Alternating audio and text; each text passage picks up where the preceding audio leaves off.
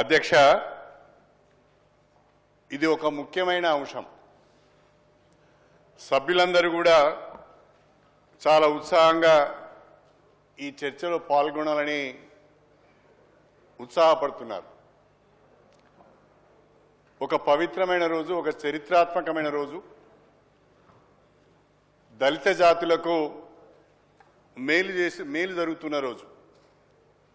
ఈ సమయంలో స్పీకర్ గారిని, అదేవిధంగా లెజిస్లేటివ్ అఫైర్స్ మినిస్టర్ గారిని కూడా నేను రిక్వెస్ట్ చేస్తున్నాను. అందరికీ అవకాశం ఇవ్వండి, 1-2 నిమిషాలు ఎక్కువ సమయం కూడా ఇవ్వమని ప్రత్యేకంగా మిమ్మల్ని కోరుకుంటున్నాను. అధ్యక్ష, 1994లో ప్రకాశం జిల్లా ఈదుమూడిలో షెడ్యూల్ కులాల వర్గీకరణ కోరుతూ ఒక సమావేశం జరిగింది. 2025 30 సంవత్సరాలు గడిచిపోయింది అధ్యక్ష. 30 సంవత్సరాలుగా ఎంఆర్పిఎస్ నాయకత్వంలో బ్రహ్మాండంగా దండోరా ఉద్యమం జరిగింది. 30 సంవత్సరాలుగా ఈ దండోరా ఉద్యమానికి నాయకత్వం వహిస్తున్న మందకృష్ణ మాదిగను ప్రత్యేకంగా అభినందించవలసిన అవసరం ఉన్నది.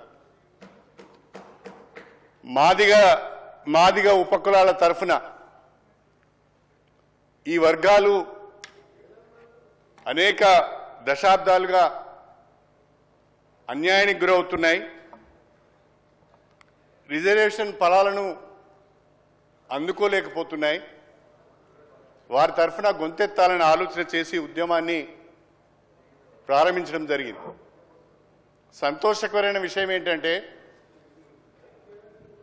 దండోరా ఉద్యమానికి ఆనాడు ఆంధ్రప్రదేశ్లో సమైక్య రాష్ట్రంలో అన్ని రాజకీయ పార్టీల మద్దతు దొరికింది. అన్ని సంస్థల సంఘాల యొక్క మద్దతు దొరికింది.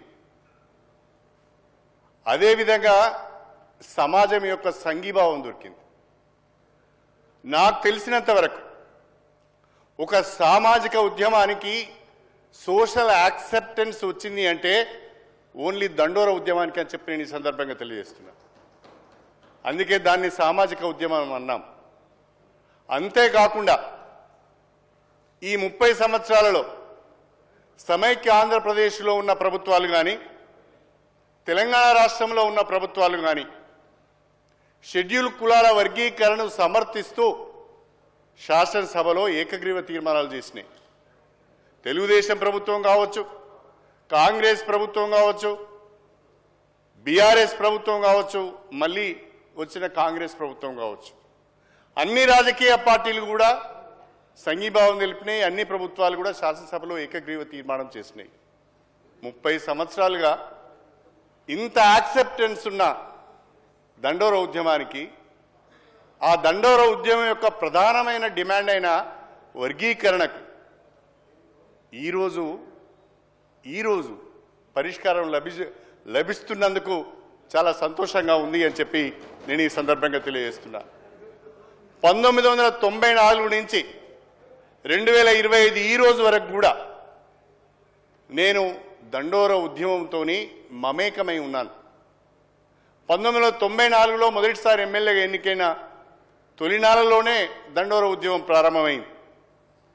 ఆ తర్వాత ఉమ్మడి ఆంధ్రప్రదేశ్లో మంత్రిగా ఉన్న సమయంలో కూడా 4 సంవత్సరాలు వర్గీకరణ అమలు చేసే ప్రభుత్వంలో నేను మంత్రిగా ఉండడం ఆ రోజు ఒక అవకాశం అయితే, ఈనాడు మళ్ళీ ఈ కాంగ్రెస్ ప్రభుత్వంలో గౌరవనీయులు ప్రియతమ నాయకులు రేవంత్ రెడ్డి గారి నాయకత్వంలో ఈ వర్గీకరణకు చట్టబద్ధత కల్పించడానికి వీలుగా అసెంబ్లీలో చర్చ జరిగిన రోజున కూడా నేను ఈ సభలో సభ్యునిగా ఉండడం కూడా ఒక గొప్ప అవకాశంగా నేను ఈ సందర్భంగా అభిప్రాయపడుతున్నాను.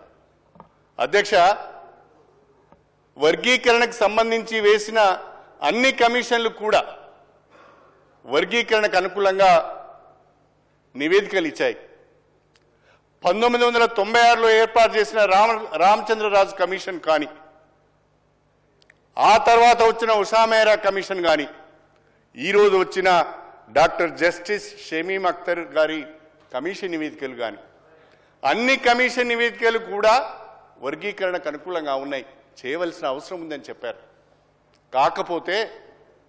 కాకపోతే రాష్ట్ర ప్రభుత్వాలకు ఆ అధికారం లేదు, పార్లమెంట్లో చట్ట సవరణ ద్వారా మాత్రమే చేయాలని చెప్పి హైకోర్టు సుప్రీంకోర్టులు ఈ వర్గీకరణను దానికి సంబంధించిన జీవోలను కొట్టివేయడం జరిగింది.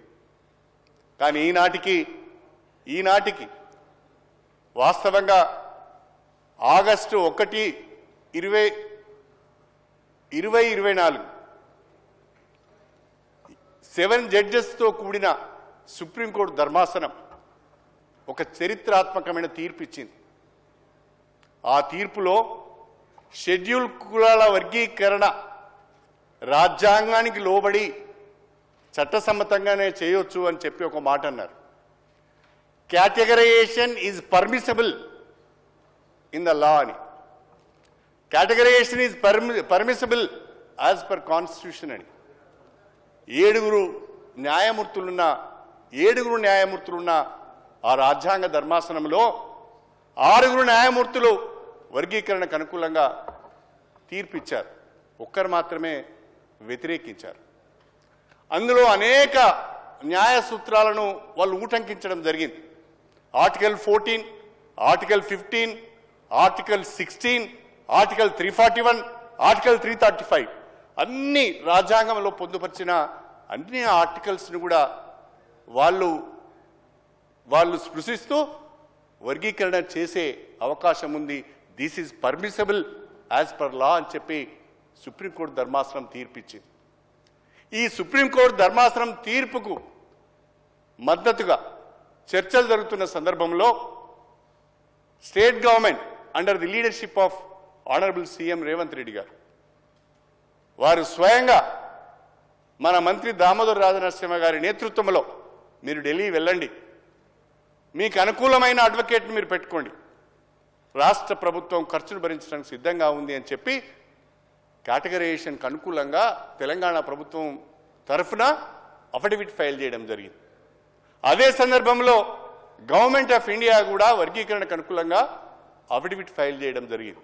కేంద్ర రాష్ట్ర ప్రభుత్వాలు రెండు కూడా వర్గీకరణకు అనుకూలంగా అఫిడవిట్ ఫైల్ చేయడము, సుప్రీంకోర్టులో ఉన్న ఆ ధర్మాసనంలో ఉన్న 7 న్యాయమూర్తులు కూడా 6 దీనికి అనుకూలంగా తీర్పు ఇవ్వడం జరిగింది.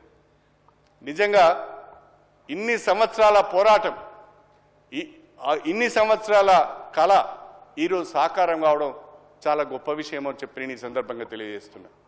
ఇంకా దీని గురించి చర్చోపచర్చలు చేయడము, దీన్ని వ్యతిరేకించే ప్రయత్నం చేయడము ఏ విధంగానూ కూడా ఏ న్యాయ సూత్రాలకు కూడా సరైనది కాదు అనేది నా ఆలోచన. నేను ఒక మాట చెప్పాలనుకుంటున్నాను.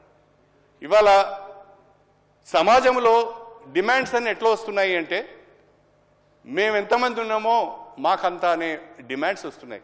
ఇవాళ మనము కులగణన పైన చర్చ చేశాం.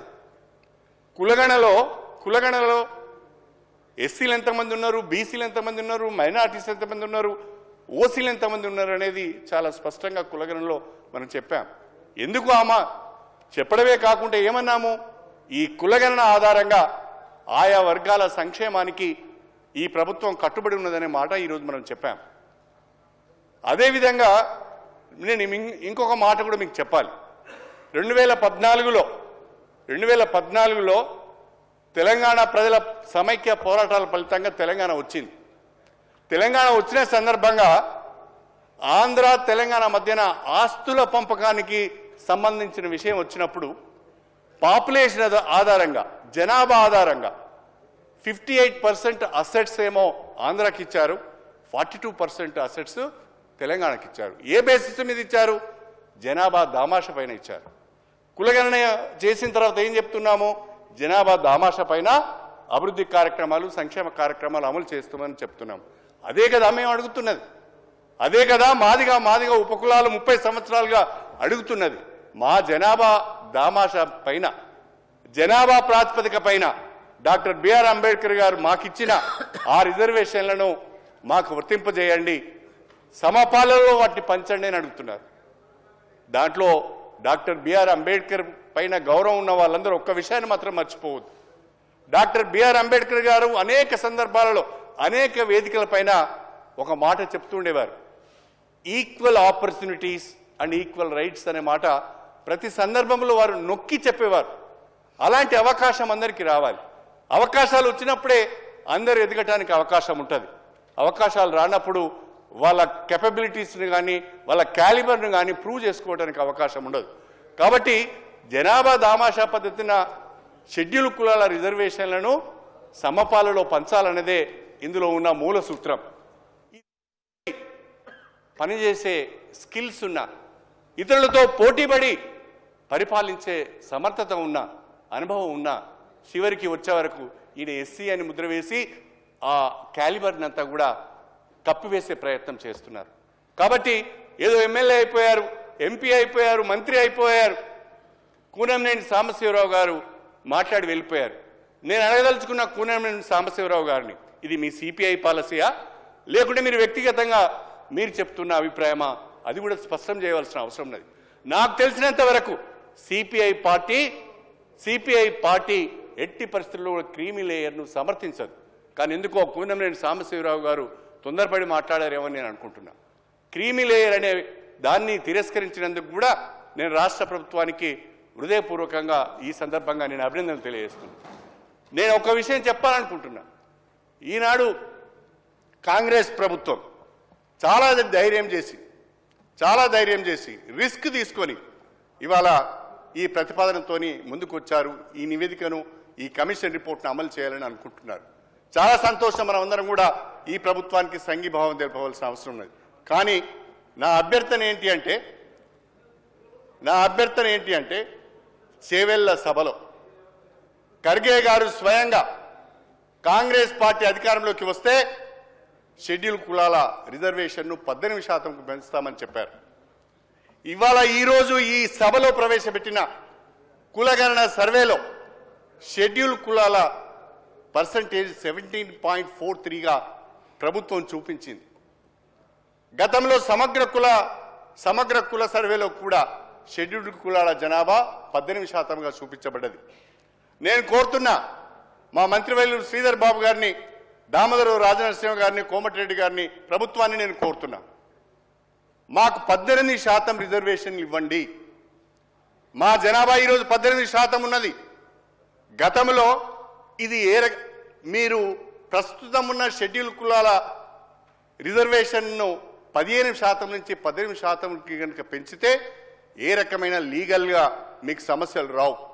ఎందుకంటే గతంలో 2 పర్యాయాలు, గతంలో ఎన్టీ రామారావు గారు ఆనాడు 14% ఉన్న షెడ్యూల్ కులాల రిజర్వేషన్ను 15% చేశారు.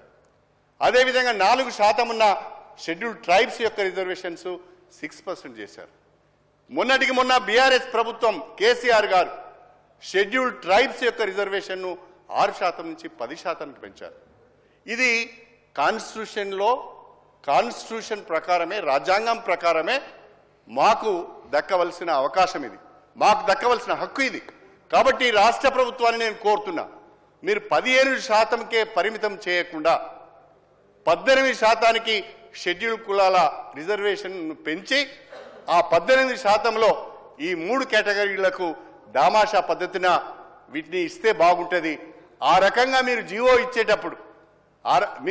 ఇచ్చేటప్పుడు వీటన్నిటిని కూడా పరిగణలోకి తీసుకొని రిజర్వేషన్ను 18%కి పెంచి ఈ దామాషా మీదనే అవి ఏ రకంగా ఏ పర్సెంటేజ్ ఇవ్వాలనో ఇచ్చి మీరు ముందుకు పోతే బాగుంటుంది. కార్యాచరణ ప్రణాళిక రూపొందిస్తే బాగుంటుంది. ఇంకేమాత్రం కూడా ఆలస్యం చేయొద్దని నేను కోరుతున్నా. చివరిగా 2 విషయాలు చెప్పాలనుకుంటున్నా. డాక్టర్ బిఆర్ అంబేద్కర్ గారు మా దళితులందరికీ ఆరాధ్య దైవం. ఆ డాక్టర్ బిఆర్ అంబేద్కర్ గారే లేకుంటే ఇవాళ మేము చాలామంది కూడా ఈ సభకు వచ్చే వాళ్ళం కాదు. ఓపెన్ కాంపిటీషన్లో మేము పోటీ చేసే వాళ్ళం కాదు. మమ్మల్ని ఎన్నుకునే వాళ్ళు కూడా కాదు. ఇవాళ రిజర్వేషన్లు వచ్చాయి కాబట్టి విద్యా, ఉద్యోగ, రాజకీయ రంగంలో డాక్టర్ బిఆర్ అంబేద్కర్ గారు అణచివేతకు గురైన, అసమానతలకు గురైన, అంటరానితనానికి గురైన వర్గాలను పైకి తీసుకురావాలనే ఉద్దేశంతో, సమానత్వాన్ని సాధించాలనే ఉద్దేశంతో ఆయన రిజర్వేషన్లు కల్పించాడు. కాబట్టి ఈరోజు మాకు ఈ అవకాశాలు వచ్చాయి. కాబట్టి ఆయన మాకు ఆరాధ్య దైవం. ఎవరికైనా, మా ఒక్కరికే కాదు, మొత్తం జాతి, భారత జాతి గౌరవించే గొప్ప వ్యక్తి, మేధావి డాక్టర్ బిఆర్ అంబేద్కర్ గారు. ఏ రకంగానైతే మాకు ఆరాధ్య దైవం డాక్టర్ బిఆర్ అంబేద్కర్ గారో, అదేవిధంగా ఈ ఉద్యమానికి నాయకత్వం వహించిన మందకృష్ణ మాదిగ కూడా చాలా గొప్పవాడు అని చెప్పి నేను ఈ సందర్భంగా తెలియజేసుకుంటున్నాను. చాలామంది చాలా రకాలుగా, నేను కూడా అనేక సందర్భాలలో విమర్శించి ఉండవచ్చు, కొన్ని విషయాలలో విభేదించి ఉండవచ్చు, కానీ 30 సంవత్సరాలు ఈ ఉద్యమాన్ని సజీవంగా నిలపగలిగాడంటే అదొక మందకృష్ణతోనే సాధ్యమైంది అని చెప్పి నేను ఈ సందర్భంగా తెలియజేస్తున్నాను.